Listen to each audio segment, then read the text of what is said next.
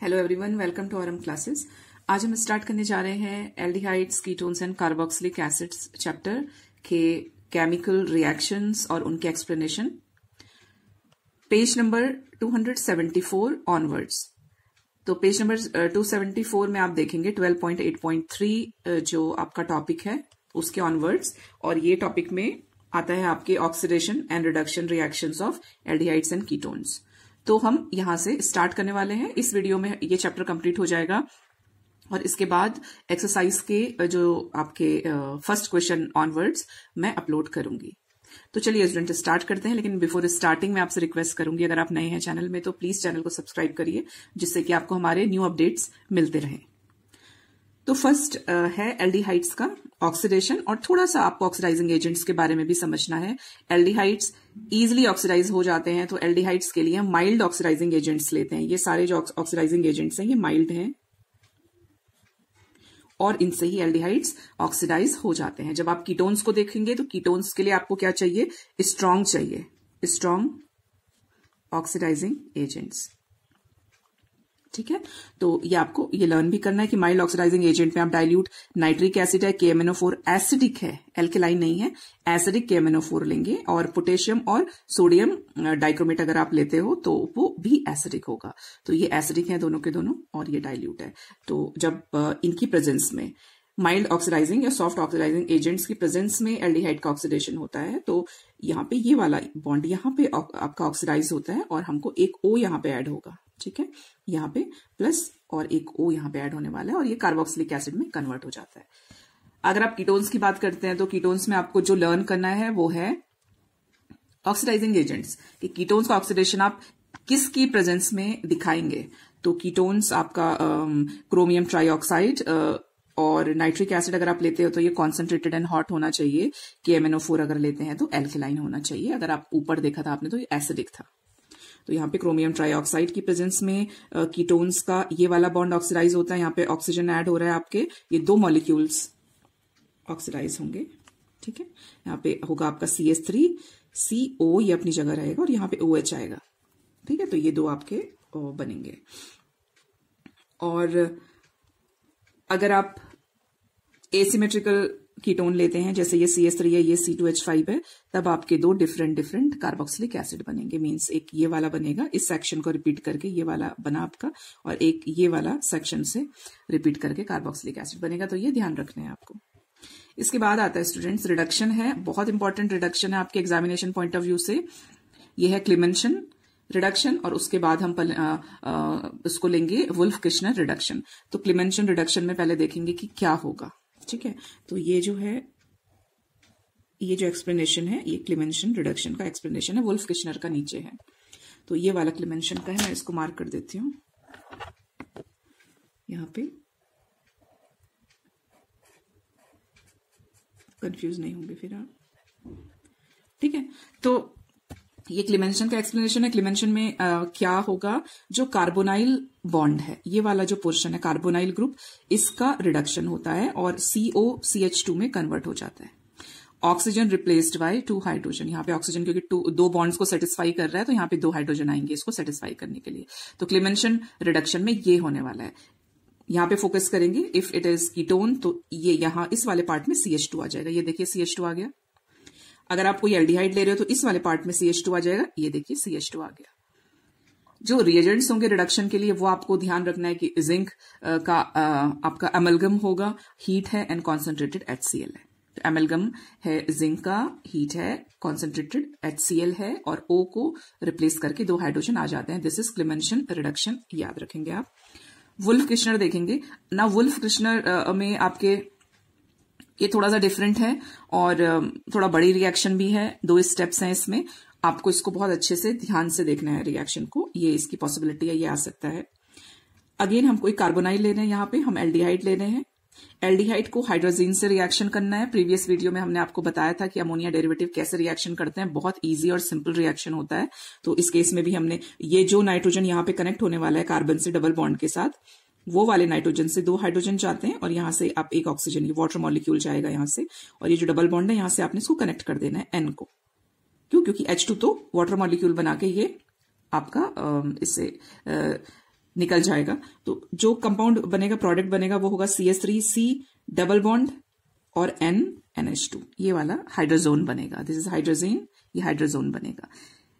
Hydrazone का further हम आपके एल्कलाइन मीडियम में, और हम इसमें ग्लाइकॉल लेते हैं, और एल्कलाइन मीडियम में जब हम इसकी रिएक्शन करते हैं तो ये इस पार्ट को सेपरेट करता है, नाइट्रोजन गैस सेपरेट होती है, और ये पूरा का पूरा आपका H2 इससे कंबाइंड होके यहाँ पे एल्केन बनाता है। तो आप देख रहे हो कि जितने आप नंबर ऑफ कार्बन वाले कार्बोनाइल ग्रुप लेते हैं, वही नंबर वाला यहाँ पे एल्केन बनता है। मीन्स रिडक्शन हो रहा है, यहाँ से ऑक्सीजन रिमूव हो गया और यहाँ पे हाइड्रोजन ऐड हुआ है।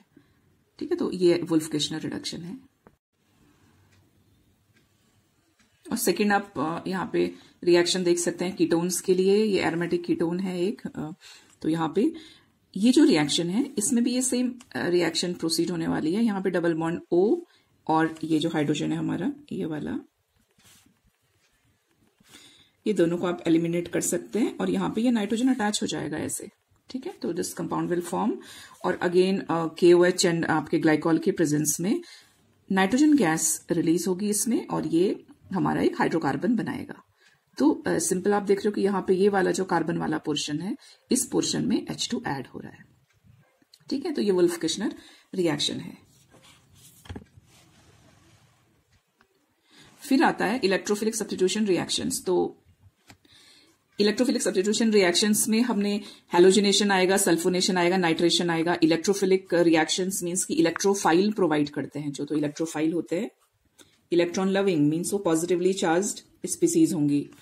सब्स्टिट्यूशन मतलब कि एक हाइड्रोजन रिमूव होके या कुछ रिप्लेस होके फिर ये ग्रुप ऐड होगा, जो इलेक्ट्रोफाइल होंगे वो ऐड होंगे। ठीक है, तो ये इलेक्ट्रोफिलिक सब्स्टिट्यूशन रिएक्शन होता है। इसमें हैलोजन जब आता है तो हैलोजन X+ करके ऐड होता है। सल्फोनेशन में आपका जो आपका सल्फ्यूरिक एसिड में सल्फेट वाला ग्रुप होता है वो प्लस करके ऐड होता है। नाइट्रेशन में NO2 जो ग्रुप होता है वो प्लस करके ऐड होता है, मीन्स इलेक्ट्रोफाइल बन के ऐड होता है। अब क्योंकि हम रिएक्शन कर रहे हैं एक बेंजीन के एल्डिहाइड्स या कीटोन्स की, तो हमको ये जानना जरूरी है कि बेंजीन में जब भी कोई ग्रुप ऐड होता है तो वो ग्रुप अपने बिहेवियर के अकॉर्डिंग बेंजीन की प्रेफरेंस चेंज करता है केमिकल रिएक्शंस के लिए। जैसे इस केस में aldehyde and ketones both are electron withdrawing group. ठीक है, electron withdrawing group, electron withdraw करते हैं, ये इलेक्ट्रॉन विड्रॉइंग ग्रुप्स हैं ये दोनों। और ये ऑर्थो पैरा डीएक्टिवेटिंग भी है, means ortho and para position पे ये डीएक्टिवेट करते हैं एडिशन को। तो फिर कौन सी पोजीशन बचती है? बस मेटा पोजीशन बचती है। ठीक है, तो इसका कैसे ऑर्थो पैरा पे ये डिस्टर्ब करते हैं, ये सब मैंने प्रीवियस वीडियोस में एक्सप्लेन किए हैं। आई थिंक ये वीडियोस थे अल्कोहल फिनॉल ईथर्स के वीडियोस हैं, उसमें पूरा मैकेनिज्म से बताया है आपको कि कैसे इनकी प्रेफरेंसेस चेंज होती हैं बेंजीन रिंग की। तो इलेक्ट्रॉन विड्रॉइंग ग्रुप है, तो अगर आप मैकेनिज्म पे जाएंगे तो विड्रॉ करते हैं इलेक्ट्रॉन, मींस ये वाला ऑक्सीजन यहाँ पे, चलिए मैं यहाँ पे बता देती हूँ आपको। जैसे ये ऑक्सीजन आपका, ये इलेक्ट्रॉन लेगा अपना electron, because this is electronegative, और ये यहाँ पे जो बॉन्ड होगा उससे इलेक्ट्रॉन यहाँ पे डबल बॉन्ड अपना सेटिस्फाई करने के लिए यहाँ पे ऐड करता है। तो जब यहाँ पे ये इलेक्ट्रॉन ले लेगा तो यहाँ पे पॉजिटिव चार्ज आ जाता है, और पॉजिटिव चार्ज का मतलब है कि किस पोजीशन पे पॉजिटिव चार्ज आया, इसके रिस्पेक्ट में ये ऑर्थो पोजीशन पे पॉजिटिव चार्ज आया। तो एक तो ये अपना ऑटोमेटिक आपने देखा कि ऑर्थो पोजीशन पे जब पॉजिटिव चार्ज आया है because of shifting of electron, तो वैसे भी इलेक्ट्रोफाइल इसके पास नहीं आने वाला, तो ये ऑर्थो डीएक्टिवेटिंग हो गया। सेम वे आप देखेंगे तो फिर पैरा पोजीशन मतलब इस वाली पोजीशन पे आएगा पॉजिटिव चार्ज, जब ये शिफ्टिंग करते रहते हैं, रिजोनेंस करते हैं जब, तो ये पैरा पे भी नहीं होने वाला है। मेटा पोजीशन बचती है, जैसे इसके रेफरेंस में देखो ये मेटा पोजीशन है, यहाँ पे था ना ये ऑर्थो मेटा पैरा, तो ये मेटा पोजीशन है। तो मेटा पोजीशन में अगर इलेक्ट्रॉन रिच नहीं भी होता तो एटलीस्ट यहाँ पे पॉजिटिव चार्ज नहीं आता, तो एक मेटा पोजीशन बचती है जहां पे इलेक्ट्रोफाइल आ सकते हैं, इसलिए ये मेटा डायरेक्टिंग ग्रुप्स होते हैं। तो यहाँ पे अगर NO2+ आएगा तो इसने मेटा पोजीशन पे आना, मींस ऑर्थो यहाँ पे नहीं आएगा, ये यहाँ पे आएगा। ठीक है, मेटा पोजीशन यहाँ पे आएगा। अगर इधर से लेते हैं तो ये इस वाली पोजीशन पे आएगा, तो ये मेटा नाइट्रोबेंजीन बनाएगा और ये मेटा प्रोडक्ट बनाते हैं। तो आप ये ध्यान रखेंगे कि इलेक्ट्रॉन विड्रॉइंग ग्रुप हैं दोनों के दोनों, और ये ऑर्थो पैरा डीएक्टिवेटिंग भी है, इसलिए जब इसमें कोई दूसरा फंक्शन ग्रुप ऐड होगा तो वो मेटा पोजीशन पे ऐड होता है। तो इलेक्ट्रोफिलिक सब्स्टिट्यूशन में ये है। इससे प्रीवियस वीडियोस में हमने एल्डिहाइड और कीटोन्स के लैब टेस्ट देखे थे। यहाँ पे आप देखेंगे कार्बोक्सिलिक एसिड के लिए COH ग्रुप के लिए लैब टेस्ट। तो फर्स्ट है लिटमस टेस्ट। इसमें लिटमस में जो कार्बोक्सिलिक एसिड्स हैं, यस, वो blue to red litmus turn होता है, मींस वो H+ के लिए टेस्ट देते हैं, एसिडिक टेस्ट देते हैं। क्यों देते हैं? Because of this hydrogen. ये वाला हाइड्रोजन यहां से आपका बॉन्ड ब्रेक करके ये सॉल्यूशन में आता है और सॉल्यूशन में आके ये अपनी प्रेजेंस शो करता है यहाँ पे, इसलिए ये लिटमस रेड टर्न हो जाता है, ब्लू लिटमस। ठीक है, और ये क्यों कर पाता है ऐसे? इसलिए कर पाता है क्योंकि ये रेजोनेंस स्टेबलाइज होता है। कौन? ये वाला कार्बोक्सिलेट आयन।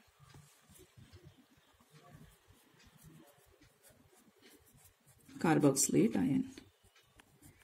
ठीक है, कैसे रेजोनेंस स्टेबलाइज हो रहा है अगर आपको एक्सप्लेन करने के लिए आता है ये, तो आप कर सकते हैं। यहाँ पे इलेक्ट्रॉन, ये ऑक्सीजन के पास यहाँ पे 1 पेयर ऑफ इलेक्ट्रॉन होता है, क्योंकि एक हाइड्रोजन इसको देके जाता है, एक इसका अपना इलेक्ट्रॉन है, तो दोनों के दोनों यहाँ पे शिफ्ट करते हैं। यहाँ पे शिफ्ट करेगा तो फिर ये कार्बन के पास कितने 5 बॉन्ड्स हो जाएंगे, तो 5 बॉन्ड्स होंगे तो ऑक्सीजन फिर से अपना इलेक्ट्रॉन वापस ले लेता है ऐसे, तो डिलोकलाइज होते रहते हैं इलेक्ट्रॉन, एंड फाइनली ये एक रेजोनेंस हाइब्रिड, ऐसा स्टेबलाइज्ड आपका रेजोनेंस हाइब्रिड कंपाउंड बनता है,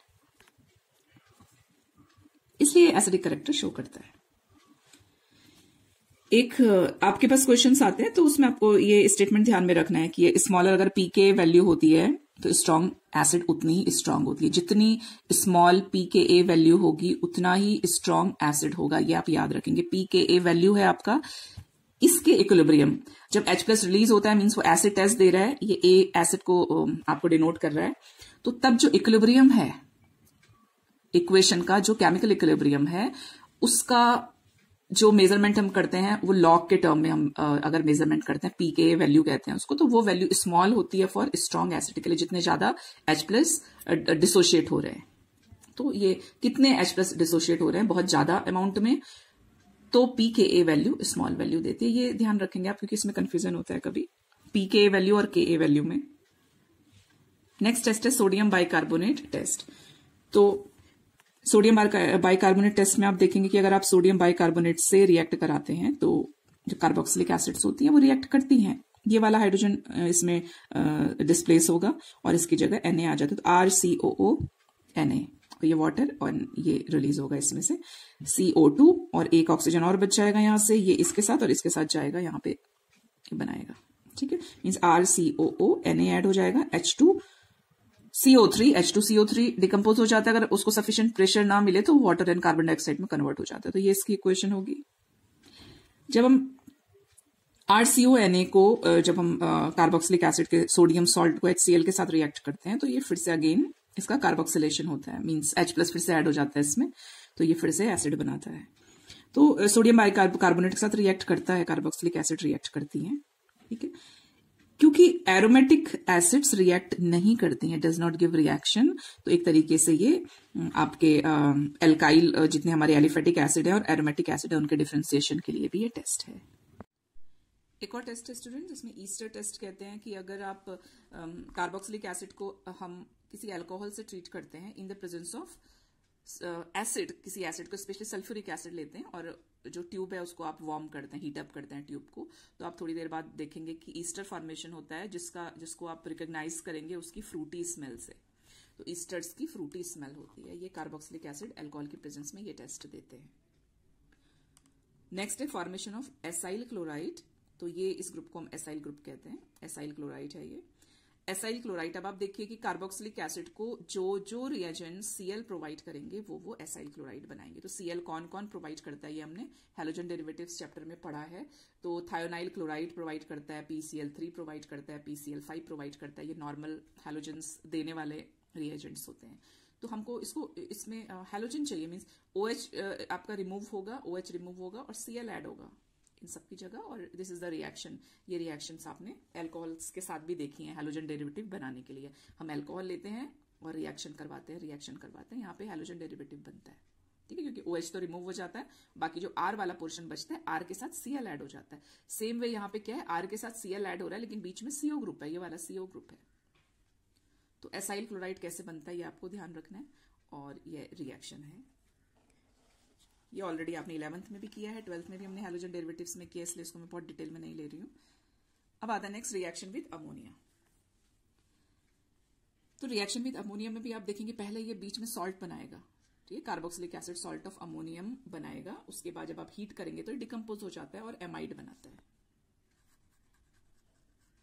CONH2 एमाइड ग्रुप है, ये एमाइड्स बनाते हैं। एक तो ये इसकी रिएक्शन है अमोनिया के साथ, और एक पहले आप एसाइल क्लोराइड बना दो, जैसे ऊपर हमने बनाया था कि कोई आप क्लोरीनेशन एजेंट प्रोवाइड करो कार्बोक्सिलिक एसिड को, वो COCl ऐड कर देता है। यहां पे जैसे ये COCl ऐड कर देता है। उसके बाद आप उसको अमोनिया से ट्रीट करिए तो एमाइड बना देगा, तो यहां पे एमाइड बना दिया इसने। फॉर्मेशन ऑफ एनहाइड्राइड, अब यहां पे देखते हैं इसको। Formation of anhydride by strong dehydrating agents, जैसे phosphorus pentoxide sulphuric acid, phosphorus pentoxide sulphuric acid, तो both are strong dehydrating agents. ये हाइड्रोजन वाटर मॉलिक्यूल, डिहाइड्रेशन कह रहे हैं ना, तो वाटर मॉलिक्यूल को सेपरेट करते हैं। तो यहां पे हम एसिड एनहाइड्राइड बनाने वाले हैं। तो एसिड एनहाइड्राइड एक रिवर्सिबल रिएक्शन है ये। यहाँ पे 2 मॉलिक्यूल एसिटिक एसिड के हैं, हमने इसको इस पैटर्न में दोनों को अरेंज किया है क्योंकि वो इजी होगा फिर प्रोडक्ट बनाने के लिए। तो RCOH लेंगे, एक और मॉलिक्यूल RCOOH लेंगे, और इससे ये वाला सेक्शन सेपरेट हो जाता है, और जो बचता है हमारे पास वो ये वाला बचा, O दोनों को कनेक्ट कर रहा है यहाँ पे। This is acid anhydride. तो ये अब ये रिवर्सिबल रिएक्शन, अगर आप इसको हाइड्रोलिसिस करते हैं तो ये फिर से 2 मॉलिक्यूल ऑफ कार्बोक्सिलिक एसिड बनाता है। तो आप क्या यूज कर रहे हैं इसके लिए? हम यूज कर रहे हैं स्ट्रॉन्ग डिहाइड्रेटिंग एजेंट्स। आप फॉस्फोरस पेंटाऑक्साइड भी ले सकते हैं, सल्फ्यूरिक एसिड भी ले सकते हैं। इसमें एक और पॉइंट है, फॉर बेटर यील्ड, अगर आपको अच्छी अमाउंट में बनाना है इसको, तो आप क्या करेंगे कि कार्बोक्सिलिक एसिड लेंगे, उसको आप उसका सोडियम सॉल्ट बनाएंगे। ठीक है, सोडियम हाइड्रोजन कार्बोनेट से भी रिएक्ट करवा के बना सकते हैं। तो आप इसमें हमने क्या किया, इसका सॉल्ट बनाया यहाँ पे, सोडियम सॉल्ट, और उसके बाद इसकी किसी एसाइल क्लोराइड से रिएक्शन करवा दीजिए। तो एसाइल क्लोराइड से जब हम रिएक्शन कराएंगे तो आप देखेंगे कि ये वाला जो पोर्शन है ये सेपरेट होगा यहाँ से, Na और Cl, बाकी एज सच ये यहां से कनेक्ट हो जाएगा। तो हमको एक RCO ग्रुप मिल गया, एक और RCO ग्रुप मिल गया, और इसको कनेक्ट कर रहा है O, तो फिर से हमको एसिड एनहाइड्राइड मिल जाएगा। ठीक है,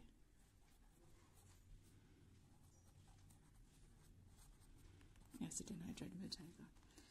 नेक्स्ट है कार्बोक्सिलेशन ऑफ कार्बोक्सिलिक एसिड। तो ये भी आपका एल्केन, स्पेशली मीथेन बनाने का बहुत अच्छा और एक बहुत सिंपल एंड कॉमन मेथड है। ये आप क्लास 9th से पढ़ते आ रहे हैं, अगर आपको याद होगा, क्लास 9th में भी ये था। तो अगेन यहाँ पे भी हम क्या कर रहे हैं, हम सॉल्ट ले रहे हैं कार्बोक्सिलिक एसिड का, एसिटिक एसिड का सॉल्ट लिया, इसको हमने सोडियम हाइड्रोक्साइड के साथ रिएक्ट करवाया, और इसको आप हीटअप कर रहे हो in the presence of quicklime CaO।